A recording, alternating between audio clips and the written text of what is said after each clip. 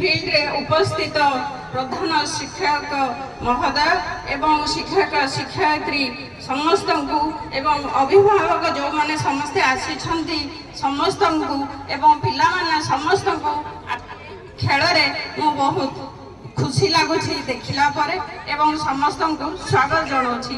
ଆଜି ଏହି ଯେଉଁ ଖେଳ ସମସ୍ତେ ଖେଳିବା ଉଚିତ, ତା ସହିତ ସମସ୍ତଙ୍କ ଟିକେ କ୍ରୀଡ଼ା ପ୍ରତି ଆକର୍ଷଣ ରହିବା ଉଚିତ, କାହିଁକି ନା ଖେଳ ଆଜିକାଲି ବହୁତ ମୂଲ୍ୟବାନ ହେଇପଡ଼ିଛି। ସମସ୍ତ ପିଲାମାନେ ଚେଷ୍ଟା କରିବେ ବହୁତ ଭଲ ଖେଳିବା ପାଇଁ। ଆଉ ଖେଳରେ କେହି ଭାବିବେନି ଯେ ମୁଁ କାହିଁକି ନ ଜିତିଲି, ଖେଳ ଆଗ ଖେଳନ୍ତୁ, ସେଇଟା ହେଉଛି ସବୁଠୁ ବଡ଼ କଥା।